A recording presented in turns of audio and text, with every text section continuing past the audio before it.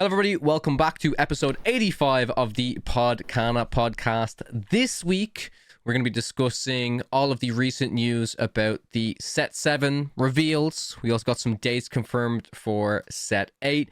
We also got a little teaser for Set 9 as well. So those are going to be the main topics for today. Of course, I have to give a huge shout out to Heavy Play, the sponsor of the podcast. Heavy Play are known to make their incredible curved card sleeves that have rounded corners at one end of the sleeve. Never again will you accidentally shuffle cards upside down into your deck. They also have their EquipMag system, which connects their Playmat, Deckbox, and Dicebox, so no more rolling up your Playmat and rushing to your next table. Easy magnetic connection system for easy transport around locals and tournaments. Be sure to use code PODCANA to save yourself 10% at checkout, and use our link down below in the video description. Thanks once again to Heavy Play for sponsoring the video. So, Brendan, Moyen, how have you guys been? I gotta tell my crazy story. Go ahead. I told it to you guys before. So, obviously, U.S. Nationals were at Disneyland. A lot of people got to go to Disneyland. I did not. So, I live in San Diego now. So, I was like, okay, next weekend, I'll go. Found a friend who knew their way around it pretty well, and I was at Disneyland. Good time. The crazy part is I'm at a restaurant in Disneyland in the middle of the day, not U.S. Nationals. And somebody comes up to me, like someone walks up to me, two people, and I'm like, oh shit. I'm like, what? What's going on here? And they were fans of the podcast. It was like, that was probably one of the most like wild scenarios in terms of being recognized for a podcast. And I don't know, it's just, I was thinking about all the variables that have to line up for that to happen. And yes, I know this is a Lorcana podcast, and yes, that is adjacent to Disney, but that had to be like 1 in a million. Like, I was so surprised. And they weren't like, oh, I know about your podcast. They were like, I really like your podcast. My husband is commentating this tournament for the set championships, and like all it, like, Wow. You know, they had clearly watched a bit of Podcana. So that was really cool. And I just could not believe it happened. Like, this is like normal life. And you know, two people came up to me, and I was super surprised. But yeah, appreciate you whoever that was. I don't remember if we exchanged names or not, but I appreciate it. And yeah, I was definitely blown away by that scenario. Yeah, that is absolutely crazy, because usually, obviously, that happens when you go to the conventions and the events and stuff like that. But yeah, in everyday life and in the middle of the day in Disney as well, is kind of in a restaurant. crazy. So like, Yeah. there's like it's like a multivariate. I thought about this. Not only do they have to watch Podcana and enjoy it, and have something to say, but they also have to have like see me in a restaurant with someone else, come up to me, walk up, say something. Like, I was just like, wow, that's crazy. And they were, you know, they said something kind of ridiculous too. They're like, I really enjoy your podcast, and I was like, you mean Moyen and Kawa's podcast? Like, what are you talking about? I'm not on that. I'm just a guest. What do you mean? Yeah. All right, so we are going to jump into the Spilled Ink section before we jump into the headlines. For those of you who don't know, our Spilled Ink section is our listener question section. If you guys want to have your questions read out in next week's episode of the podcast, be sure to leave a comment down below. We're going to be starting off with Mark. They say, great recap. Enjoyed your takes on why the decks that advanced did well. I put together Ed's Ruby Amethyst deck and had some trouble getting it to play well. I think Ed's skill level is way higher than mine, and the meta is likely a lot different than mine as well, the meta of the tournament. I hope they don't put off Worlds for too long. Also, I hope there will be other high-level events until then to help fill the gap. Thanks again, and looking forward to the next episode. So, yeah, I mean, we talked about this a lot on last week's episode of the podcast, but then also on the video we put out on the best set championship decks that we would recommend playing for your set championships. And yeah, I can't imagine too many people brought Ed's exact list. I think there are definitely different variations of Ruby Amethyst that people will bring, and I am curious, you know, as more set championships happen across the next few weekends, please guys feel free to pop a comment down below and tell us how you performed, what decks you played, how you found your local meta, 'cause that's always very interesting for us to discuss. In relation to hoping that they don't put off Worlds for too long and hope that there's more high-level events until then, I agree, and it's actually something I'm going to talk about it now. It was actually stationed within our main topic, but there's been a lot of discourse on Lorcana Twitter and kind of within the community around a lack of communication from the Disney Lorcana team in regards to announcements, competitive events, and of course, I think the excuse that many people would like to use is probably, you know, it's Disney, there's Disney approval, all of this stuff has to be be vetted and announced. And while of course that is true for many things, it is frustrating to an extent. And I think it hasn't been in the best spot maybe since around the time that the EU championships were announced, because we obviously knew about the EU championships, but we were waiting for a format for the event, just more information in general. And I think since that time period, things have definitely kind of slowed down in terms of announcements and excitement. And my worry is that if the communication isn't improved over time, that it sounds silly, but especially for these big events, you can lose players. I think these events will still sell very well, of course, but for the likes of Worlds and for these other future DLCs, like, these are big commitments for players in terms of taking time off work, saving money to travel, and just being able to prepare for everything. And I just really hope that the Ravensburger team realizes that, and I hope that they can improve their communication over the next little while. Like honestly, it's crazy to say, even if they announce something like World's Championship is coming really soon, we're really excited about it, and it always sounds silly, but if they announce that it's a little bit delayed, that's still an announcement, and that's still information, even though that's not maybe the most positive announcement. But I would still rather take information like that than be left in the dark, because being left in the dark and then things being delayed anyways until, say, the summer or something like that just sucks. I'd rather know that stuff is actually delayed rather than assume that's the case. So I'm curious to hear how you guys feel about general communication. Like, we don't know anything about the next season of DLCs. Of course, that's probably all still in the works currently. It would be very funny that by the time this podcast release, if all of this information is actually out there. But I just love to hear your take on it, Brendan, because I know obviously we joke a lot and you meme a lot about your previous stuff within Flesh and Blood and how last minute that has kind of been. But do you guys agree how important communication is within a trading card game specifically? So what about for the World Champions? What about like the other tournaments that are going to be going on at the World Championship? So that's actually the one I'm worried about. It's not the 32 or whatever, how many sub 40 players that are showing up at the World Champs. Those players are, I mean, some of them might not be able to make it if it's late enough. But what about like the rest of the event? Like, I mean, if this was to draw an analog to Flesh and Blood, what Flesh and Blood would do is the World Championship, and their World Championships are like 500 players. They're way bigger. But they would also do like a Saturday DLC, effectively, like a multi-thousand player tournament. And more people travel to the World Championships to play those events than they do to play the actual World Championship tournament. Because this is just like the pinnacle event of the year. And it's like a cool place to be at. And they run multiple tournaments. They run a Saturday tournament, which is like a DLC. Then they would run a Sunday tournament, which would be day 2 of the DLC, or it would be another pretty competitive tournament, and then a bunch of like wacky side events and things like that with special promos. So Flesh and Blood, even though being a much smaller game than Lorcana, with giving notice and having this tournament structure, is able to attract thousands and thousands of people to these World Championships, and it's a really cool environment. And if we're going to some place like Disney World, I would hope, venue limiting, I'm not sure, that there would be, some other sort of robust tournament structure for people who are not in that very selective group of players to come and enjoy that experience. And I'm assuming, because I could have had my head, sort of in the dirt, that we have no information on that as well. Right? Oh, we have no information. Like, the only information we have on Worlds so far is we know it's in Disney World. There was an article that went out at one stage that suggested that it was going to be out in March, but I've since heard that has actually not been confirmed by anyone from Ravensburger. And think about it, March is very, very close. Like, I can't see it being March at this stage. I would very much assume that it's been pushed back a little bit. But I do agree. I think it's really important for not only the players that are already qualified for the World Championship, but other players who want to come and view it, want to come and play. That would incentivize me if there was a cool, like a really big competitive side event tournament. I'd potentially come to Worlds for that alone. First World Champs. I think that you guys should.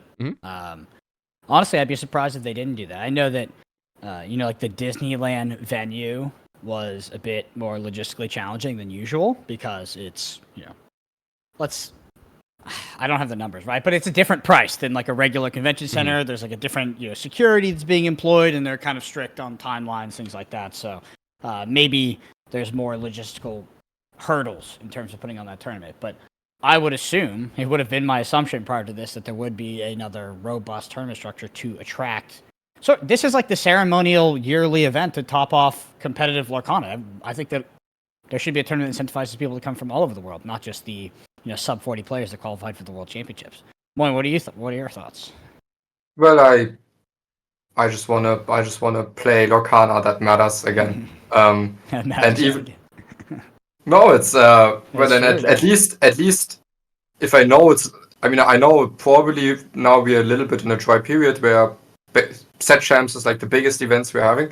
I at least want to know, okay, what's the next step? When can I expect things to pick up again? And maybe is there like a good reason to travel to Worlds even if I'm not playing the main event? And yeah, so I just feel a little bit left in the dark, and I think a little bit of communication could go a long way. Yeah, yep. I just want to hang out with Moin again. Maybe this time he'll actually give me some time, not like Seattle. Well, I tried to give you time in Seattle. You could have just came in a day earlier, but those DLCs are crazy. Like the DLCs outside of like the first couple Flesh and Blood tournaments that I did casting for, which were insane, like 15 hours, 16 hours. Like it's because they were messed up on terms of like the organization side. Those DLCs are a lot. Like that's like 10 to 12 hours of casting. Like finish, maybe have time to get some food, shower, get like 6-7 hours of sleep, back up in the morning, be there. I was there an entire week in Seattle. So we had a week of time where we could have spent time together. I'm a high functioning member of society now, Moin. I got this 9-to-5 job. Yeah, we got these things called jobs, Moin. I don't know if you know. Yeah. People tell me what to do. I can't fly out early. But yeah, no, I mean, I agree. It would be really, really nice because I was supposed to hang out with you in Toronto, Brendan, and that didn't work out either, which was I still have that purse for Kim, bro. Like, oh yeah, I mean, she'll come, bro. She'll fly just for that. Trust me, she'll fly just for that. All right, yeah. The next comment is from Minion. They say, "I hope Ravensburger do something with card rarity soon. Opening packs of Lorcana feels so poop." I've been hearing this feedback a lot from maybe the collector community in general. And I don't know how packs are formulated and how many different rarities there are in, say, stuff like Pokemon. Obviously, Pokemon has like a huge collector base, but yeah, very much for Lorcana, it is just kind of that enchanted chase, and maybe that's not enough for players. Maybe the collectors really want something else. I mean, I'll say from a player perspective, opening packs, it also feels pretty poop. I mean, generally though, because it's just like, okay, I want to see a genie or a Maui shark, say, in this set, and an enchanted, and that's kind of all I care about. And that's not even just for the value of the cards, but like they're also good cards, right? And they also like I guess the enchantments, they look different. And this is an interesting conversation because if you were to rewind the clock, I don't know exactly, but you could say like 5 years probably. Magic hit this pivot point where they leaned heavily into the collectability, the sort of derivatives of cards, like different kinds of borders, different kinds of treatments, all that kind of stuff. And it was initially received in a really negative, especially with like Secret Lair, because that wasn't a thing before. But I would say now, to an extent, outside of like product fatigue and there being a lot of Magic sets, which I don't personally agree with, but I can empathize with the criticism. I think that those packs with the alternate arts, the alternate treatments, I think they are more exciting to open. And I do actually enjoy having more variety in the cards, especially when, it doesn't necessarily have to be directly tied to financial value. Like with Magic, when I go to a pre-release or something like that, like getting the cool treatment, like the old border, like Ulamog card, like that's fun. Like that's cool. I actually really like that. Outside, so the reason why it's kind of an interesting conversation is because, Magic made that pivot. I think it got some backlash, and now, from what I understand, like, it does pretty well for them, and we've seen other games copy that. Like Flesh and Blood is copying that. And Flesh and Blood came to market saying, hey, we will never do that. Fuck Magic. And they did the complete opposite, because they realized that's what players wanted. And they've completely sort of, they went back on all of that, and I think that Flesh and Blood is better for it.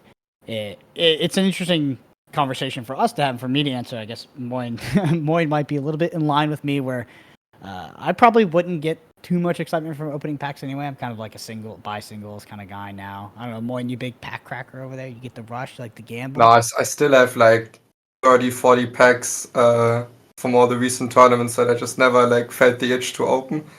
So I mean, in general, I'm not like the target audience for wanting to open packs, but even I would say if in comparison to other card games, I think there could be more exciting stuff in the packs. And I agree, it doesn't have to be just like, okay, the way packs works is not that on average you make money on opening them, right? Otherwise, there's no way that works. Because the value is set. Some people like to chase that dragon. Yeah, but I mean I think that's not the goal. To me, the goal is just to have enough exciting things going on as possible opens in the boosters that you can like open something cool and just say, hey, that's nice, even if it doesn't mean suddenly you've made money on opening the pack. Yeah, there's an interesting thing as well that Lorcana does differently compared to some other card games, and it's not directly related to their retail packs, but like their prizes for like local play. So Lorcana gives out like the pins, which is unique, I will say, and that's very Disney. It also has the promo cards, but many other games have like promo packs. So for example, like Star Wars Unlimited have them, Alter TCG have them, where you'll open the promo packs and there'll be a certain amount of alt art cards that you can get within those promo packs. So even as you're like, because when I go to my locals, if I'm winning the promo cards, or sometimes they'll give me normal packs, it's nice, but I'm like, okay, I know I want this pin, or I know I want this promo, and I get it. But with the promo packs, the interesting thing is some of these promo packs, you could get only three cards in the pack, but you could get an alt art, but then you could get a foil alt art, and there's still more little things to chase in that. And again, I know that's separate from the retail packs, but that's just an example of something that makes it a little bit more exciting and maybe incentivizes me to play in even something like locals a little bit more. Because if I'm playing in a set and there's this card that I'm a big fan of, and suddenly there's an alt art within this specific promo pack, I'm going to play to try and get that. Whereas the promos for Lorcana right now within the organized play kit, they're just I think like the lore symbol is like white or silver, and it's got like a little bit of a sheen on it, which is fine. But I do agree, I think there's a lot more things they could do. There's a lot more foiling treatment they could give to it, alt arts, different styles, and I do think that we'll get there over time. And maybe, again, it's funny with how these TCG companies works, like this could already be implemented for like their current plans, but it's going to take a while for us to see this in action, right? For sure. I also think that it's hard to objectively say if that would be net positive or net negative for the game, because I do think that it can come with downsides. And maybe part of the fatigue players have with opening packs in Lorcana now is just due to us having Lorcana for a long time, or like a year plus now. It's like you're kind of just used to it. So yeah, it's hard to answer. I would say that to give the most simple explanation, anecdotally, I do not feel excitement when opening Lorcana packs. Now, I guess that some other people share that opinion. Yep, I would agree with that. The next comment is from Adam. They say, awesome video, guys. Hopefully this question gets found. Saw Mufasa at the cinema. Absolutely loved it. What are your guys' thoughts on this? Do you think we could ever get those cards in the game with it being a live action film? Young Taka and Mufasa would be awesome with shift lines. And of course, Kairos must be a character from the film. Haven't seen it. Love to hear your opinion. So I actually spoke to Moyne about this before we started recording this episode, because Moyne was looking for some clarification of what this meant. And so was I. You don't understand? Okay, yeah. So basically, like, they're talking about, there was the Mufasa film that came out recently, right? And that's a live action Disney movie, obviously based on the Lion King and stuff. But there's this idea that, okay, could we see Disney characters come to Lorcana that are live action characters? So the best example I could give is Pirates of the Caribbean is a Disney owned property. Would we ever see something like, Jack Sparrow or Davy Jones within Lorcana? It's like a very difficult question to answer, because I don't think there's a world where we wouldn't see it, but because those characters are live action and they're a very specific way, the style of those characters would have to change. And I think that's very much more of a Disney decision rather than anyone else's kind of choice. And we've seen these characters within video game adaptations, and they're kind of more cartoony and stuff, but I mean, the opportunities are kind of endless for where you can go with Lorcana. Obviously, we're going into Pixar in 2026, so I'm not going to say no, but I will say it's highly unlikely. Again, there's so many things we can pull from kind of like the Disney animated world before we're ever going to get near live action. But I could see some crossovers and stuff. But like, similar to how when the Moana movie came out, I couldn't really see promos for, the live action Mufasa movie, because they're not going to have an animated image of a live action character to promote a live action. That just doesn't really seem to click with me for Disney. But I'm curious to hear your guys' takes. I would love to see stuff like Pirates of the Caribbean because I love that franchise. But yeah, great ride, by the way. Probably one of the coolest rides at Disneyland. It's freaking sick. They also have a restaurant in the middle of the ride called Blue Bayou. Can't get in, but it's great. Yeah, this is one of those things where I just don't feel passionately enough. I would say that if the Pirates of the Caribbean IP was implemented into Lorcana and they restylized it in the way that most Lorcana cards look right now, I could totally see that. But yeah, I mean, the bigger question for me would be things like Star Wars, or like Guardians of the Galaxy, Marvel. Yeah. That would be jarring for me, and also, yeah. Well, sorry, I just brought up Marvel Snap getting taken down. Of course, we have to mention it, right? Yeah, we have to mention it. Oh, what a ridiculous scenario! Is it back, by the way? Yeah, it's back.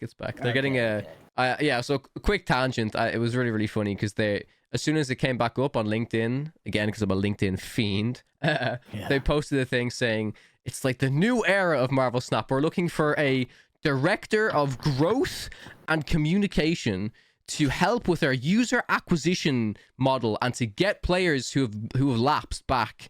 And it just really made me laugh. Oh, they've acknowledged that players have left the game? That's crazy. It's the first time they've acknowledged it in LinkedIn, right? So I don't know how locked in people are to that. But it just hiring for that role was really funny to me because, whatever, director of growth and communications. I would have fucking hoped that they had somebody in this position already that was actually focused on, user retention, card acquisition, but it very much seems like so far that it clearly wasn't one of their concerns. Or now it seems like now that they're trying to step away from ByteDance and TikTok, that the handcuffs are off us, we have this free reign. I don't know how true that is, but I guess we'll see.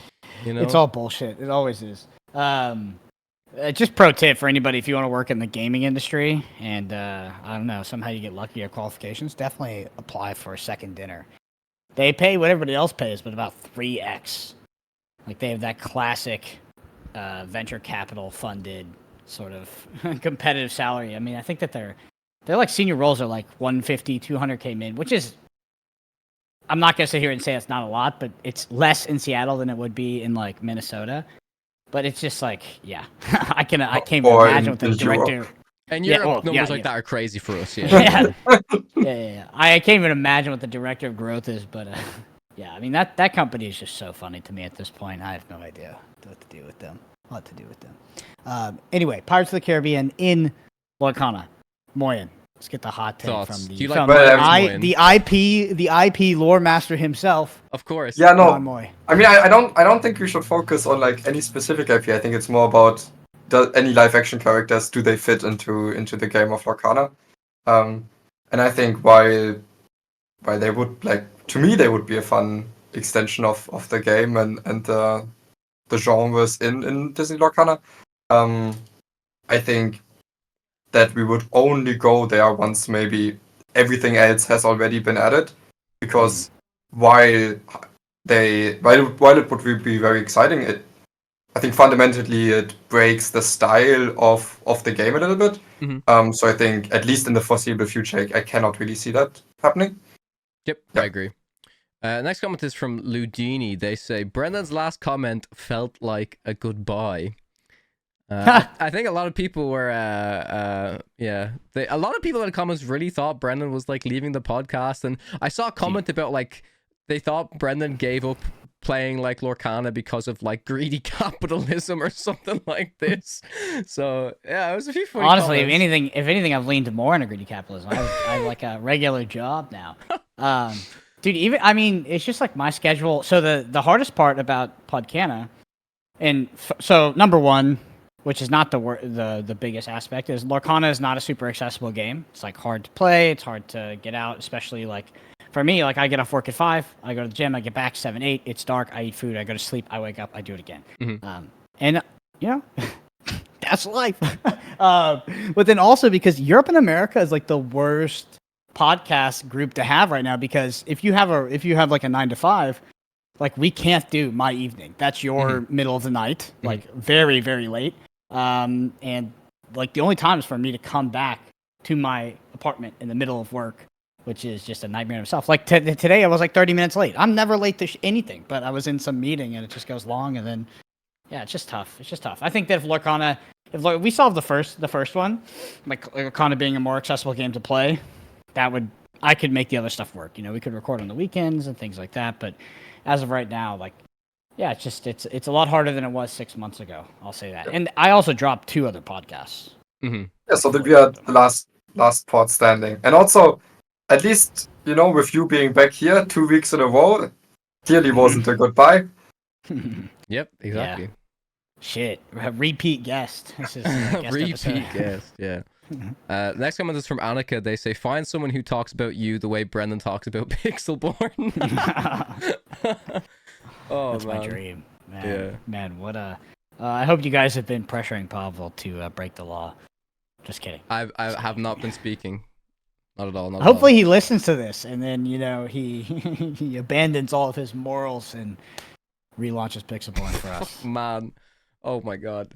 Anyway, next comment is from Roro Bear. They say, I kind of had to laugh at this one, and maybe I shouldn't laugh, but they said, very disappointed to hear Kawa trash on Lorcanito. It's a fan-made project that a dedicated team has put countless hours into. We should be grateful that anyone was willing to put the time into making a platform, giving the precedent has been set that they can be taken away at any time.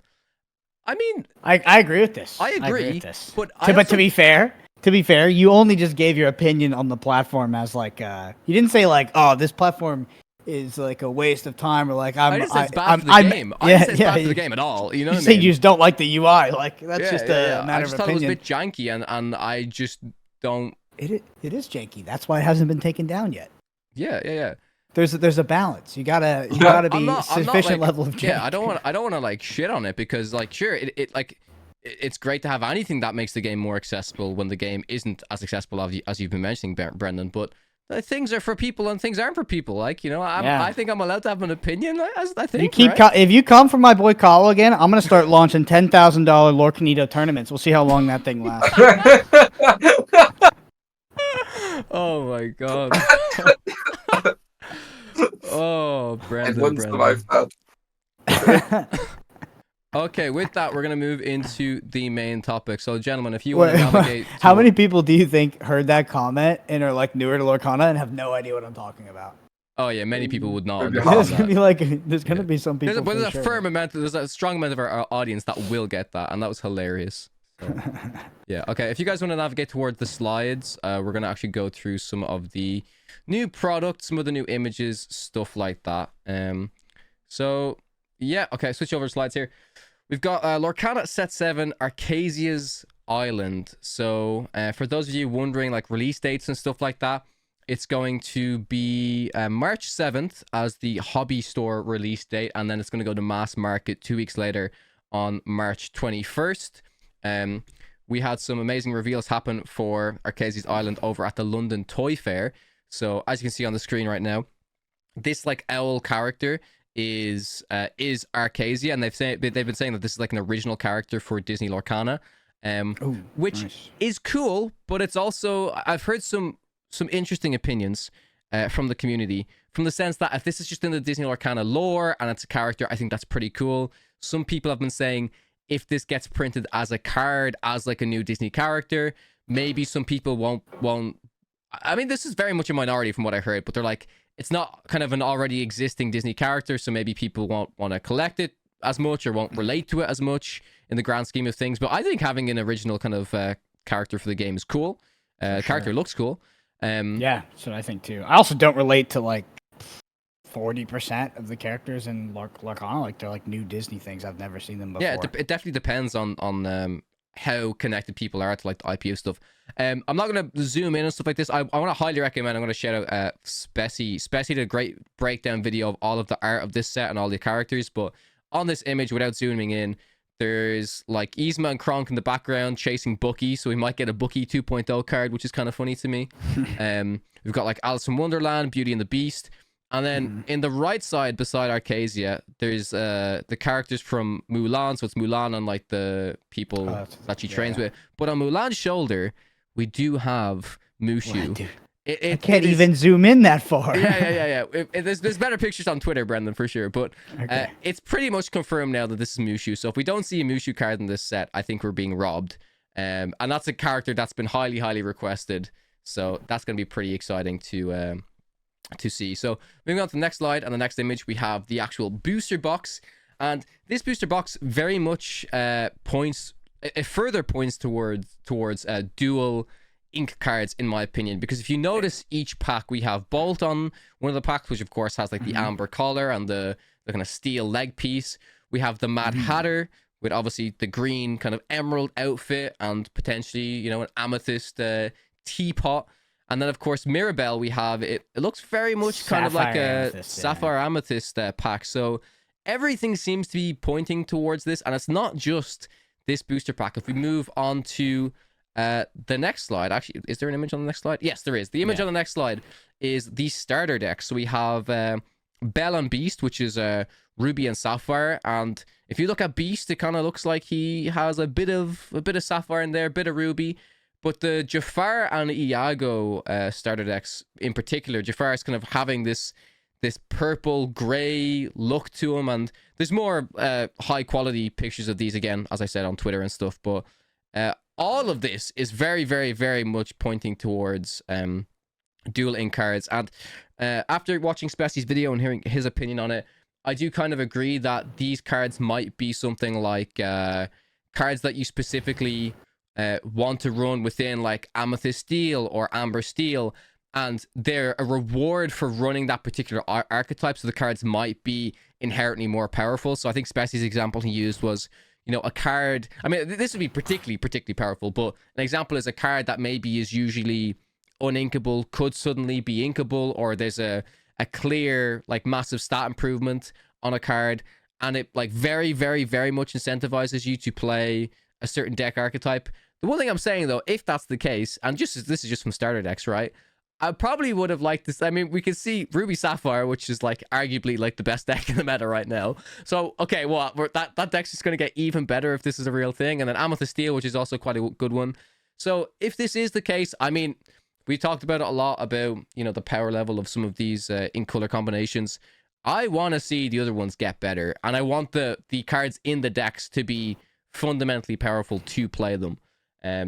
We've talked about it a lot, Brendan. I know you're smiling, so I just love to hear you guys. It's a tough one. Yeah, I'd love to hear you guys take. And do you agree that all of this very much indicates towards, potential? I would just love if it's not the case and we're all memeing and laughing and it's just an aesthetic of the set. Go ahead. I think some of them it was a bit of a stretch, like the Hatter with the teapot. I don't really see that one. The starter decks, I don't see it, to be honest. Looking at those, the other two packs, yeah, like. The dog, I forget his name, with the steel arm, Bolt with the steel arm, and then this Tiana. I could see it. I don't know if it's confirmed. That's Mirabelle. People will. Yeah. Disney fans will kill you for that. Oh, man. Yeah, I know. It's like, Brendan, what's your opinion on them bringing a new character that's not a part of Disney into the game? I'm like, I know like 50% of the characters already. I don't know if it's confirmed. Just quickly comment on the color combinations and the weaker versions. Yep. It's a really interesting design question because the reason those color combinations are weak is just it's like a level of synergy between two ink colors, and we tend to just have color or ink combinations that make sense float to the top in the sense like Ruby you have Sapphire, or sorry, Ruby you have like these high powered removal cards, so things like Be Prepared. You have evasion potentially as well. Like Amethyst has a lot of card draw, Sapphire has ramp, and like these things just pair very well together. Well, something like I don't know, Emerald Sapphire doesn't have that same appeal. And yeah, I'm sure you could get past that, but you're gonna always ride the line of balancing where like if you try to make inks be able to do certain things that they can't already to increase the efficacy of these other ink combinations, you could have you run the risk of losing the identity of that specific ink color, and that is like a constant balance. Go ahead, Moy. Right. Yeah, no, I totally agree. So I think, and I'd love for the identities to mostly be left intact or evolve, but I still want each color to have like a distinct identity. And if there will be dual color cards, I see them as like a sort of lever that can balancing wise improve a color combination without really destroying its identity in ink color. So I think design wise, this can make a lot of sense, and this opens a lot of new options that wouldn't otherwise be there. I agree with you. So if I think about Sapphire Emerald again, if you printed like a Sapphire card that had like really good removal, per se, it wouldn't make Sapphire Emerald like way better. It would make Sapphire whatever, Ruby way better. That's the problem, is it just gets slotted into the better combination. I guess with something like Sapphire Emerald, using as an example, you could really push the identity of what those ink colors would be able to do by creating a dual color card that could only go in there. So it kind of shores up the weakness of the combination without losing the identity of the individual ink colors potentially. Mm-hmm. Yeah, just one danger I could potentially see with it. I think those dual color cards should mostly still be cards that are contextually good, because if there's like a universally just stronger card than maybe your average good Lorcana card as a dual color card, then it could easily come to the point where you say, okay, I'm building an Emerald. Okay, we stick to the same example. We're building an Emerald Sapphire deck, and it's like not a question whether you include this card or not, no matter what Emerald Sapphire decks you're building. And I still want to have like as much decision making as possible in the deck building phase. So I would hope that even if they are stronger cards, which I think they should be, that they're only good based on context and not just universally strong cards. Mm-hmm. I agree with you. I agree. Yeah. Before we move on to the next slide, I do want to mention set 8, which unfortunately I don't have an image for up on our slide, but it's the Reign of Jafar. Dates have been confirmed for this, but there's like a small inconsistency I've noticed for the dates here, and I do want to mention it because my thoughts on it aren't really clear, but I think our community might have a better take on it. So the dates that have been confirmed is, it's specifically stated that the pre-release event, which is usually the release within LGS stores, then you have mass release, which is 2 weeks later. So for example, right, you've got LGS stores, and then in NA, it would go to like Target, Costco, whatever type of stuff, and EU, same type of thing. But for set 8, it said that the pre-release date is going to be May 30th, and then the release date is going to be June 6th, which is a week later, and usually there's a 2-week period. So this, to me, again, wording and how people have said it in certain articles may differ, but maybe set 8 could actually be, all of the, like many other TCGs within the space, actually have like a pre-release weekend where product comes out before. You'll do like sealed or draft or something, and then the set will actually come to LGS for like full release. But during pre-release, you can still buy packs. It's kind of like this extra early thing. But I'm just curious if this disparity is going to become something in the future where like we will actually have pre-release events, or is it going to still be, the LGS release and then mass release? So curious to hear the I didn't even know opinion. that Lorcana didn't have pre-release events. I'm not gonna lie. You didn't know? Well, which it probably sounds ridiculous, but I just assumed that they happened, and I've just like turned my brain off to Lorcana Limited because I don't think it exists. So I just like haven't engaged with it at all. Like at this point, if the pack distribution collation, yeah, whatever you want to call it, stayed the same, and they had pre-release events next set, there's no chance I would go, because like the limited in this game is terrible. No offense, and I've talked to some of the devs and stuff. Like, there needs to be a huge overhaul for limited to be good in this game. But I think that they should do it. Like, pre-releases are a fun time to go out and engage with the new set, and everything is fresh and new, and ideally it's not all spoiled before too, so you get to see the cards for the first time and stuff like that. I mean, if they can get people interested in limited, why not? Ideally they change the collation and then we have a good limited format. That'd be sick. It is interesting because like how my LGS, for example, usually does it. If you want to say LGS release and then mass release, usually on the LGS release, the first time that the packs are available and stuff, they will hold like a sealed event, kind of for the reason you said, Brennan. Not just specifically, we want to like have this format run competitively, but it's a fun time to utilize as many cards from the set as possible, see lots of new cards that maybe you're not familiar with previously. And I actually tend to enjoy it because I get to, it's like the one time in a set where I actually really get to experiment with some of the weaker cards and see, okay, maybe this is potentially good. And obviously, while I do agree that the limited format is not particularly competitive or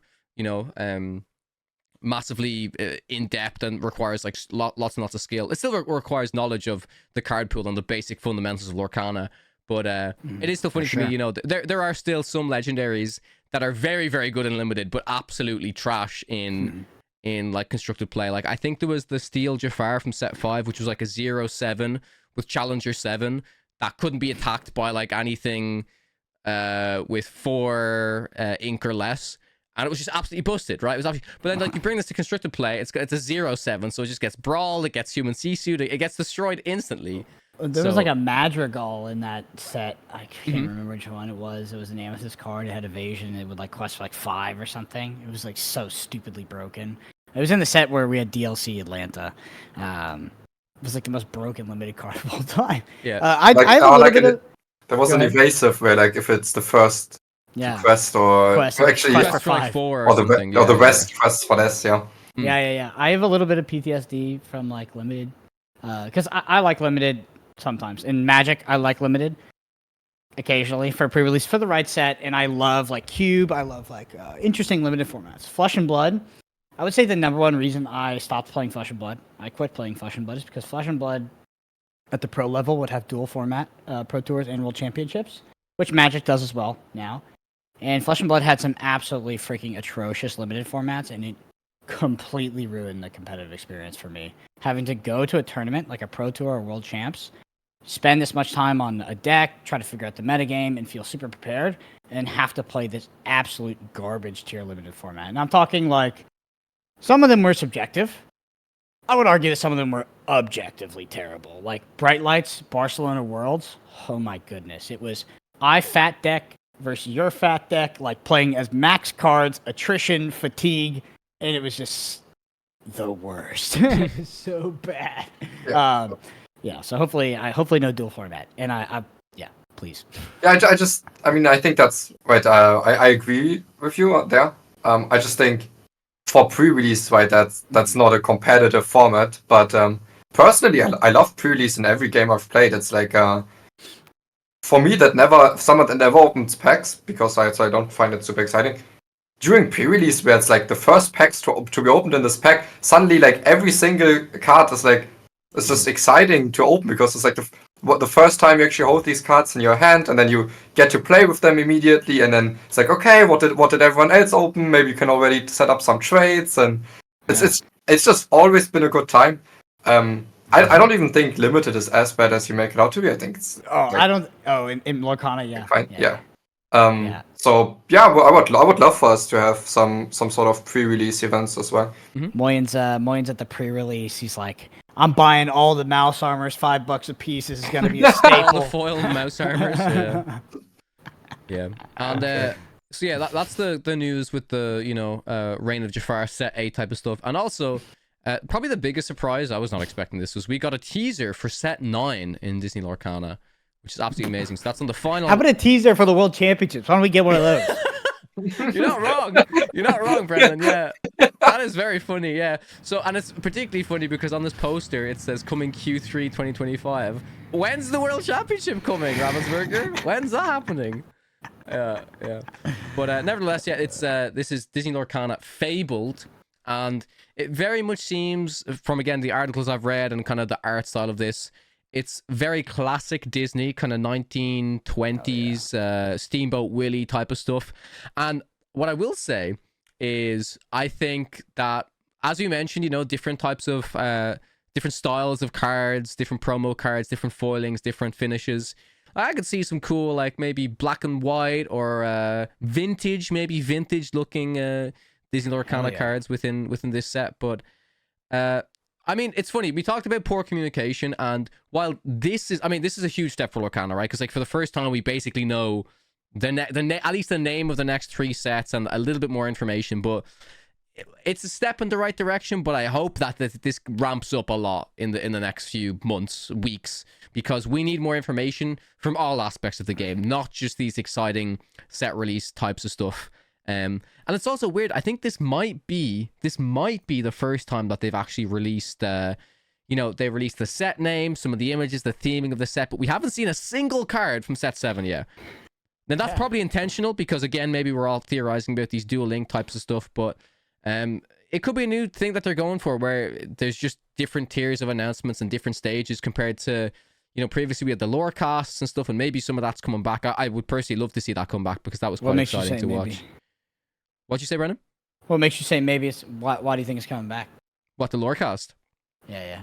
Well, I mean, from how they're announcing these types of things, I think if we're at a stage where the set's been announced, but yet we haven't seen any cards, I would assume some type of lore cast or video or something where they're going to be talking about a bunch of cards, rather than just showing off the cards without some type of video or announcement type of thing, I hope so. They that was interesting how they did that, and everybody loved it, and they were like, yeah, let's never do that again. Yeah. I thought that was great. Yeah, they had like Liam on there. Yep. I remember that. What happened to that? Those were the days, my friend. Those were the days. Yeah, we'll see, I guess. Yeah. I wonder. It's just like, hey, can we get a date for the World Championships? They're like, what is? No, but here's set 9. Yeah. Arcasia's Island. You're like, what? Yeah, it's also if you guys, during NA Continentals, it's like every stream chat was full. Every time there was like an interview or maybe like the devs speaking, the entire chat was full of people just like they couldn't wait to get new information. And then every time the interview was over, they were like, oh, well, we learned nothing new really. Oh, yeah, and then when they did announce, they kept saying, like, oh, after round 6, we're going to have... I remember actually watching you, Brandon, on the stream. You're sitting there saying, after this round, we're going to have a big announcement. And everyone's like, oh. They don't tell me shit. So it's like, I get in my ear, it's like, there's an announcement. Tell them there's an announcement. And I'm just like, wait, what? I have no idea what it's going to be. Yeah, but it was cool, obviously. But I was really hoping to see, like... For an announcement, I expected to see some cards for set 7, right? And that alone would have been a little bit of hype. And they're like, oh, Lady and the Tramp is in the set. I'm like, I could have guessed that. I could have. Yeah. It's a pet-themed set. I'm probably guessing these characters are in it anyways. It is cool. I'm not complaining. It was a nice reveal. But give us a little bit more, so. Well, it's better than what they used to do. They were like, there's a huge announcement, Brendan. Here you go. And they pop up the card. I was like, all right, so we have an unplayable card here to talk about for 20 minutes. Yeah. Were you ever on the stream, Brendan? Because I know they do this. They used to do this for EU DLCs a lot, where they would open packs on stream to fill time. Did you ever do that? No. I also really don't like that stuff. Opening, I really don't like it. The worst one I've ever had to do was Flesh and Blood, where they're like, they didn't tell me before. I have like a very strict policy where like I will not do goofy stuff. I will, but you have to pay me at least 5 times as much. Like I'm just not doing it. Right. I'm not dancing. I'm not singing. I'm not doing it because it's not worth it. And it's just gonna be stupid. But Flesh and Blood, I was stuck in this thing and the camera went down and they brought us pumpkins and made us carve pumpkins on stream. Oh my god! More power to you if you want to do that, but fuck it, no. Did you walk off the stream at that stage? No, I carved the goddamn. I carved it like a team player, and it looked terrible. And but Brandon got paid 5 times as much for that event. I actually don't really like the pack opening stuff. I just kind of like to focus on the production. I would rather that the production be asynchronous to live and just be game to game to game, which is what we've been doing, versus pack opening, which I think pack opening is worse at filling in time than like vamping and talking about the meta and bringing on more players. I agree. When I'm watching a production, like I want the tournament, but I could be a minority. I could be in the minority. No, I definitely agree. And I think the way that you guys do we could be in the minority. Yeah, sure. I think none of us love watching pack openings. Yeah, I mean, we say it all the time as well, Brendan. Well, I know I've echoed it a lot because I've casted a few things as well. Like, it's so funny the Twitch chat when we're waiting for another game to start or whatever, and it's like show game. No one wants to show the game more than the caster filling time. Nobody more in that moment wants to go to the next game. I don't mind vamping. I think it's like one of my strongest. That's what they call when you fill. I think that's one of my strongest suits. Is I can just sit there and yap. Yeah. But it better be if you don't want to do the goofy stuff.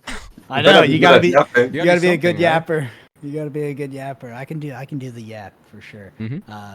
Yeah, I don't know. I guess overall, I know we weren't even talking about this, but I've really liked the progression of production in regards to the NA scene. I think that where NA started at for the first DLC and where they ended for US Nationals was a huge improvement. Yeah, and progressive improvement. At the start, they didn't have Brandon. Now they have Brandon. That's exactly what it was. Yeah. Precisely. Precisely. Yeah, Brendan played in the. You actually didn't do too bad in the first one, Atlanta either, right? I was 1 point off. Yeah, you're 1 point off, right? Yeah. And in that moment, Brendan said, "Screw it, I'm casting." No. I mean, if you've listened to Podcana, you know the story. I was like literally never planning to cast. I just like randomly. Yeah, I know that. Something. I know that. And then Yeah. Those roles reversed, Brendan. Let me tell you. And now I've been. So, yeah, I know. The whole thing with the NA casting, at least, is a lot of it's centered around Disney approval. So I think that we'll see more diversity in terms of the casting team this coming cycle. Mm-hmm. The previous cycle, it was just like, dude, I don't know what happened. Nobody got approved, and then somehow I snuck through, and I was like, they clearly don't know I'm on Podcana. So I'm just they clearly don't know the podcast I do. Yeah. Yes. Clearly, have never seen my socials. They don't know what the podcast is. I'm just going to pretend like all this stuff doesn't exist. Yeah. Well, that's more or less it. I think the last thing I do want to talk about is just kind of echo, obviously, like, there's no information on the next season of DLCs, but this is something we were supposed to talk about. Oh, poor Frank. I think I told Frank that he could send on his thoughts on this in regards to, like, Lorcana in 2025 and what he wants to see for the next competitive season and stuff like that. But I mean, if I could ask for one thing besides better communication for, like, the next set of DLCs and stuff, is I would just like to see more events, and I think that's quite possible, to be honest, with how well received the first ones were. Too. If I mean, what do you guys want to see? If you could sum it up in kind of one thing you would really like to see for the next season. Bigger. Yeah. I don't want tickets selling out in a couple minutes. Like, just make them. I know it's a pain. I know that it's not as easy as snapping your fingers, but now you know that the demand is there. Make them bigger. If you make them bigger, like, yeah, sure, it's going to be a little bit challenging to organize those tournaments and get through it, but that's like a huge statement on the TCG scene, I think, right now, which is highly competitive. There's a lot of card games you could be playing. But if we're selling out like 4,000, 5,000 person tournaments like every other month, that's ridiculous. That's crazy. Or 2,000 is already ridiculous. But I hope they raise the cap, because in my opinion, the worst aspect of the 2024 Lorcana competitive season was not getting into tournaments. That sucked. Your friends are going, you don't get to go. You were preparing. The feeling of being left out sucks. Yeah, Moyen, what's the one? If you could sum up in one thing that you'd like to see more of for the next season. Well, I personally love the big events. I think they could be even bigger, the DLCs, and I think they would still do very well. Communication is a big one, of course, but for me, something I've heard suggested, which I thought could make a lot of sense, is to have like another tier of tournaments that is less competitive than DLCs, but maybe more competitive than set champs, because I think for a lot of players, maybe DLCs are too big of an event to attend to, but they still would like something bigger than just their set champs every set. That PTQ or RCQ. Yeah, fantastic point there, and it's actually what some other current new trading card games are doing. For example, the new Star Wars Unlimited game, they have a store showdown, which is basically like the set champs. They have announced that they've got they're going to have regional qualifiers and sector qualifiers, which are basically like regionals and nationals. They're going to have their galactics, which is like worlds. But in between the regionals and sectors and the store showdown, they have what are called planetary qualifiers. And these are like 64 to 128 player events within selected LGSs across the world. And of course, it's a lot harder to do because you can't just pick any LGS. You need to actually get an LGS that can support that amount of players, which you'd be surprised in certain parts of the world. Like, an LGS for some people could be, oh yeah, we could fit like maybe max 32 people in here. For others, you could fit like a large amount of people. So I like the idea of that, and I think the format that Star Wars does is like, the winner of that event already, and again, the tiering's different, but I think the winner of that event, the one tier higher than the set champs, gets a qual to, when I say gets a qual to the Worlds, gets a qual to like day 2 of the Worlds, or some form of qualification to a part of the World Championships, which is cool. Yeah, and I just like to see more layers. I agree, more layers, more tiers. I'm sure they've maybe considered, like we've mentioned already, Brendan, like the ELO system or some kind of ranking system. But in terms, I mean, now that you have the experience of like what kind of that looks like, do you think you would prefer something like that, like a ranked or ELO, or would you prefer to see just more tiers of events? Qualifying for high level Lorcana tournaments is a nightmare. Trying to qualify for regional or nationals, and then try to qualify for worlds, like you get a couple shots. You can't really grind for it. You can kind of hit all the DLCs if you can get in, but there's no grind right now, and I would like to see a grind. Right. So that would be similar to ELO, and yeah. Go ahead.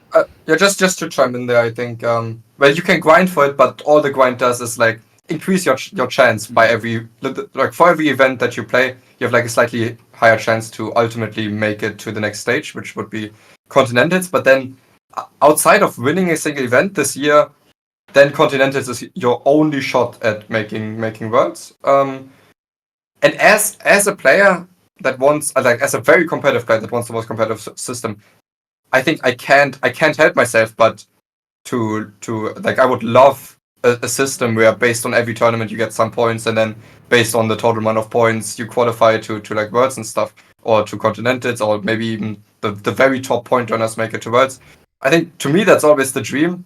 But I can see the downsides for it, so I'm always a little bit hesitant because I still want what's best for the game, but for me as a player, of course, I would love like a point system. Well, there's advantages and disadvantages to that system for sure. The advantage actually being that it would mean that a lot more players would be engaged with nearly every level of competitive tier event. Like, for example, like set champs right now, right? Like, there's some incentive to play, but if you're a super competitive player and you're going to your local set champs and you're feeling like it's not really challenging enough or whatever, but suddenly you implement this system where every single set champs you attend, even if it's a small amount of points on some type of rank system or elo system, that starts to add up. It would incentivize more people to be more engaged with more tournaments and stuff in general. However, of course, the disadvantages with that is it can be overwhelming for a lot of players, and some people say, there's too many events for me to attend. I can give you, in my opinion, what is a real disadvantage if you're talking ELO.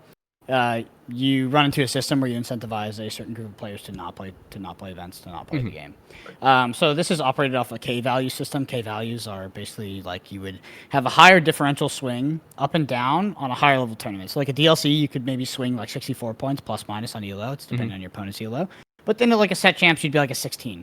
And so it like lowers the variability on some of these lower level tournaments.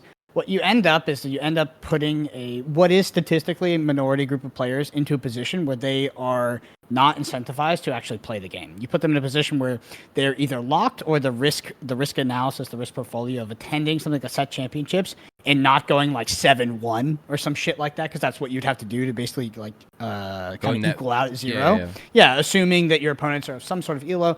You run into a situation where you can hit some real bad beats, and people will be incentivized to not play.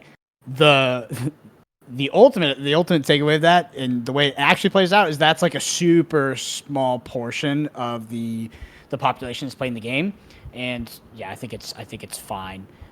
Flesh and Blood ran into some bad scenarios with ELO, where they would announce ELO qualifications at a certain point, and then players would be really pissed off because they're like, if I'd fucking known about this 2 months ago, I wouldn't have been losing all my ELO in a Road to Nationals or an Armory because I was called for the World Championships. I didn't fucking know it. And they would get really angry. I think you could fix that with communication, but there are some downsides, but I think incentivizing people to play the game and playing for stakes consistently increases the replayability, especially as promos, as a form of compensation, inherently trend one direction, which is down. Yep. I think basically, I for some of the reasons that you mentioned, I wouldn't love something like ELO, because I even if you say it wasn't like the biggest issue in the world, I really want to avoid incentivizing people not to play the game. Yeah. In my mind, I was just thinking about like some sort of system where you gain points for doing well at a tournament, but you don't really lose something for not doing well. The only problem with that is maybe people can feel like they're like forced to play an event that they wouldn't really want to go to. So Flesh and Blood had that as well. So they used to be able to qualify both on ELO and XP. XP was a much smaller portion, but if you want to quickly they got rid of it, and I'll give you the anecdotes of where it was bad. I think it was overall net good. People would grind events. Our armories, so our weekly tournaments at store level, would be sold out. There'd be tons of people all the time. So what you end up getting into a situation with XP is it's exploitable. So stores and groups of players can collude to feed XP to certain players because, like, let's say one of your friends plays this game casually, just wants to show up on a Friday, and you're like 100 XP off of Worlds Invite. Well, I mean, most of the people on this planet are just going to have their friend give them the win, at least in the software, and then take it. And then this sounds like no big deal, but some people will exploit this egregiously.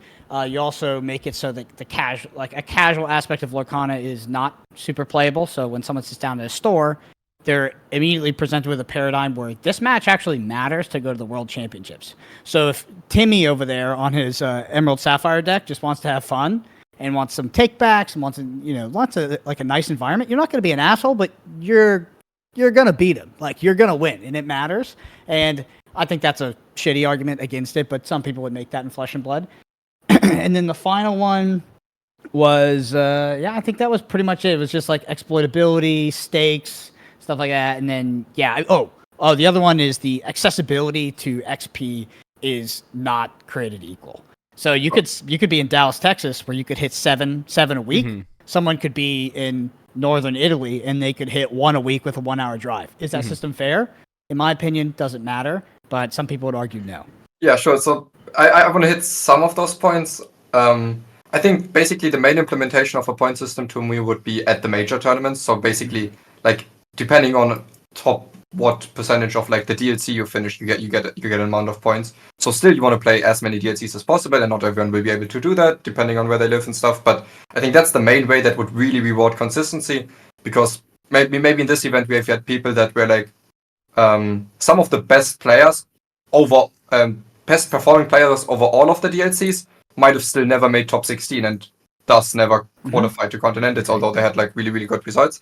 And then I think that system could be extended to tournaments that are smaller than DLCs, but I think I would never extend it to locals. I think, to me, the argument you made where you still want like a non-competitive environment, like a casual environment for your local scene, I think that's very important. I think the exploitability is a big fact.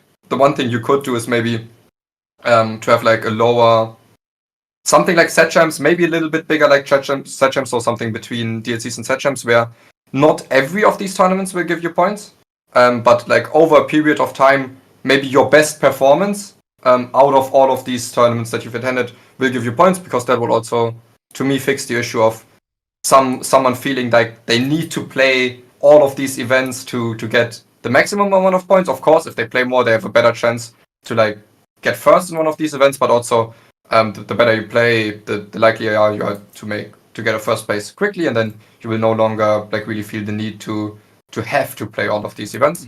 And I think some sort of that system to me is always the most fair. I mean, fair in terms of, not in terms of creating equal amount of opportunity for everyone, no matter how many turns they can play. More in terms of fair, because it's just a very good system at making sure that the players that really, really want to put in the work and play all these tournaments, that between these players, the best players will be the ones that really go far, make it to the next stage, make it to Worlds. Yeah, I think some people will fall into the trap of like hyper focusing on these systems being like fair, and they talk about this almost like absolutist version of fair, and I think it's like almost distracting, because so there's like exploiting and cheating, and then there's fair, and I think that most aspects of a card game are actually unfair, whether it's access to resources, access to people, et cetera, down the line. And people will like hyper focus on that for some reason when it comes to like the ability to grind. But I think that the ability to grind for these tournaments, even if you're like, oh, that person, would never have the same elo as me, doesn't perform in high level events as much as me, but it's like, if they're able to hit events, play the game a lot, and perform well enough to qualify for XP, like, I think that's cool. I think there should be a way to grind to get to these tournaments. Anyway, I think we all do agree on that. I want to close out, because I got to go back to work. I'm a working dog. I do think that in retrospect, the 2024 competitive Lorcana scene, the year was an extreme success. Like, we went into 2024 not even know if it was going to exist, and I do think that it exceeded expectations significantly, and that it was ultimately very, very successful. I agree. Yeah, the entire podcast was basically kind of, I mean, at least when I've joined, it was under the premise of yeah, we're doing this with the expectation of, or with the gamble that hopefully there will be a competitive scene soon enough that this podcast will make sense. And I think that gamble has more than paid off, like than much more than what we could have hoped for. And I'm very much looking forward to what the future holds for Lorcana. $10,000 Lorcanita tournaments. I want to give a huge shout out to everyone who's been supporting the podcast and watching the videos, listening to us. I do want to say we're actually getting very, very close to 5K subscribers on YouTube. So if you're not already subscribed to the podcast, be sure to do so. It means the world to us and lets us know that you guys want to see more episodes and more stuff in the future. Particularly excited to see, some set 7 cards revealed. I think that's going to be a big focus of the pod over the next few weeks. We're going to start maybe, do some theory crafting, having some fun. I mean, listen, if we're presented with 10 cards, I feel like we can talk about them for a while, at least mechanically, even if some of them are not as strong as others. I think we're going to have a lot of discussions to say about them. So looking forward to that very, very much. If you guys enjoyed this episode, the number one thing you can do is leave us a review on your local podcast platform, be that Apple Podcasts, Spotify, etc. There's a video version of this available over at youtube.com/@PodcanaPodcast. Hit the subscribe while you're there. Twitters are @BrennanAPG, @Moyne_HS, and @Kawatek_CG. Thank you guys so much for watching. We'll catch you in the next one.